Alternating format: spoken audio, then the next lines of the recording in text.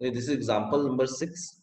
So it is given that half-life of palladium is 3 minutes. So what mass of 16-gram sample of palladium will remain after 5 minutes? Okay, in 5 minutes, how many, sorry, in 15 minutes. In 15 minutes, how many half-life of palladium will have passed? So to calculate that, 15 divided by half-life, so that will be 5. 5 half-lives. So we are supposed to calculate how much mass will remain after 15 minutes. So just use the formula n is equals to n naught by 2 raised to power n. So n value we need to find. N naught is given as 16 grams divided by 2 raised to power 5. So 2 raised to power 5 is 32. So we will get 0.5 gram as our answer. So option D. Next is there are two radioactive materials such that decay constant of B is twice into decay constant of A. Initially, they have same number of nuclei for both and not number of nuclei were present after n half-lives of A. So n half-life of A, rate of disintegration, that is your activity A1, activity of A becomes equal to activity of B. So we are supposed to calculate the value of n. Okay.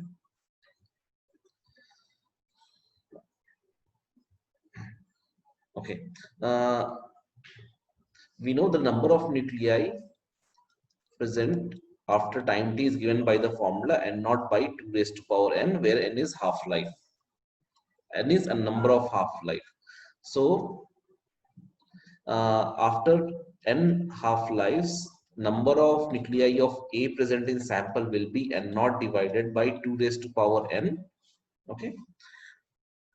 Now we have formula of half-life. Let's say half-life of A will be ln2 or 0.693 by lambda, and half-life of B will be ln2 divided by its decay constant, and we know decay constant of B is twice decay constant of A, so it is 2 lambda A. So in place of ln2 by lambda, I'll substitute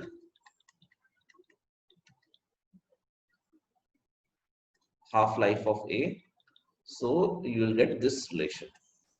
Okay, means half-life of A is equals to twice half-life of B.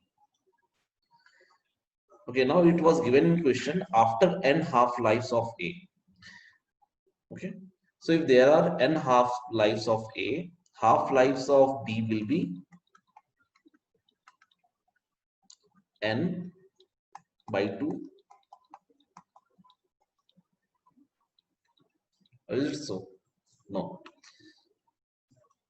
Let's say half-life of A is 5 minutes. Example, let's say half-life of A is 5 minutes. Now we know half-life of B will be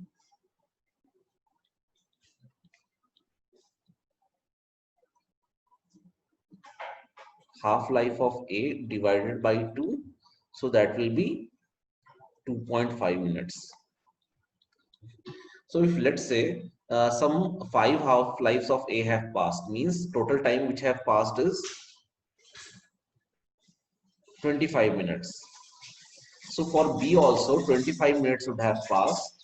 So number of half-lives passed for B will be 25 divided by 2.5. So that will give you 10. Means if one half-life of A gets passed, 2 half-lives of B will be passed, because half-life of B is half of half-life of A.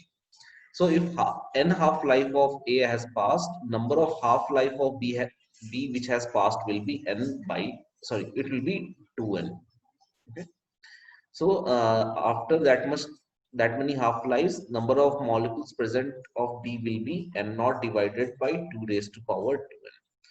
So activity of A will be lambda of A into number of molecules of A. So n naught divided by 2n. Okay. That is also given as equal to activity of B. Activity of B will be decay constant of B, which is twice lambda A.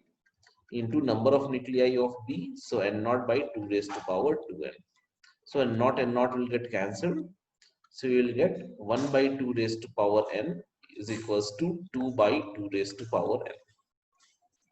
2 raised to power 2n. Okay. So now you just need to solve this equation for n.